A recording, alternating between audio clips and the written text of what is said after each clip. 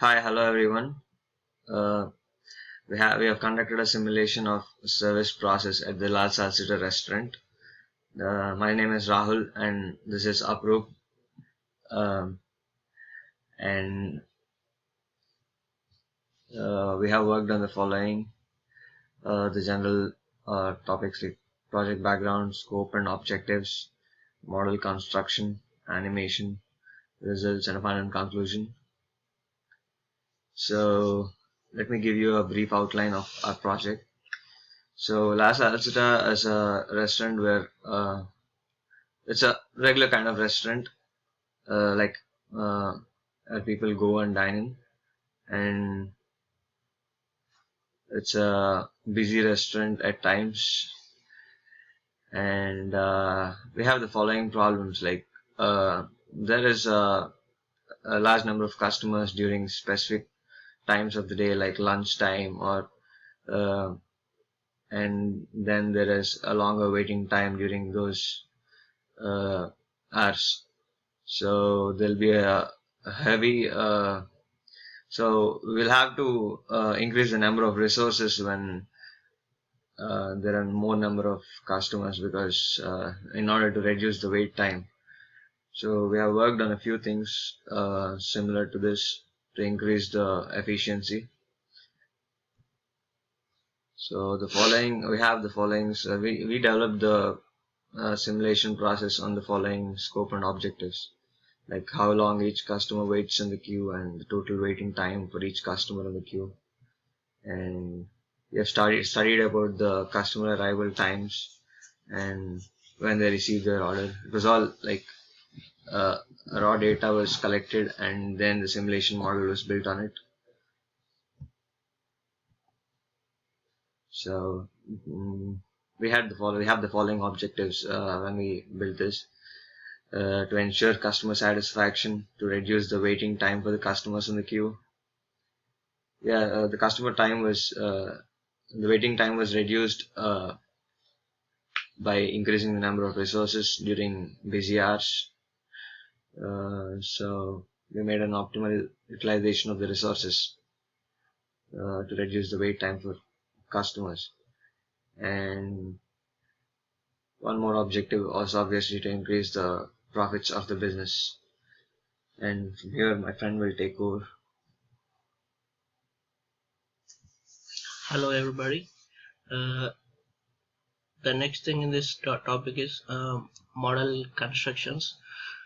This is our basic model of the process. Actually, we have done two models, one with the additional cashier and one without the additional cashier. The one here in the counter, uh, for the first model we have the additional cashier, and for the second model we don't have the additional cashier. Let me show you uh, the model first.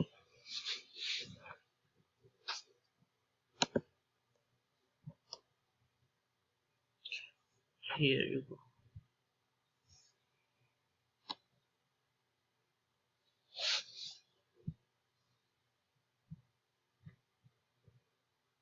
This is the one with the additional cashier. Over here in the counter, what we did is we used only one resource, just a random cashier.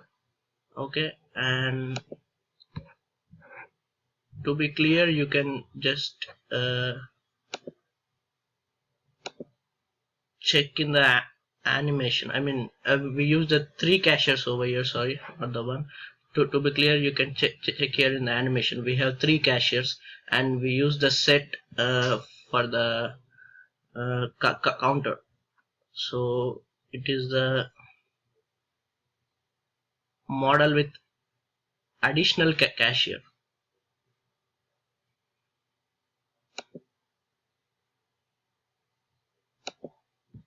And we have one more model. It's without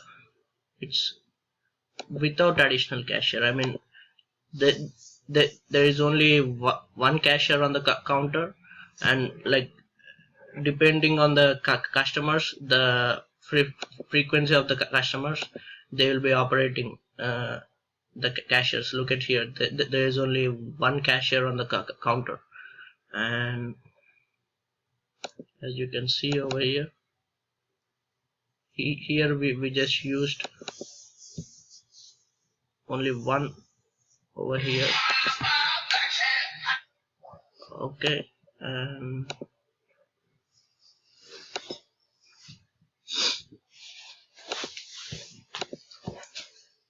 these are the comparisons of our results. I'll show, and this is the category overview of our project, and I will show you in the coming slides. This is the preparation process here, that is a bread and meat section over here, and this is the preparation process B. Okay, and this is the general animation of our project, and these are the results. This is the waiting time of the customers when there are three cashiers. I mean, the three cashiers on the counter, and this is the waiting time of the customers where when there is only one cashier, there are no other additional cashiers on the counter. As you can observe, that there is no major there is no major difference in the time. Just a slide you can see here. Bread and meat section, on the average they take with additional cashier they take 0.086, and when coming to without additional they take 0.094. so there is just like 0.08 seconds difference. So what we found is there is like no major difference in the waiting time of the customers with the additional cashier. So even in the schedule utilization, you can see the difference with the additional cashier and without the additional cashier. So finally what we came to the conclusion is better don't have the additional cashier to improve your business.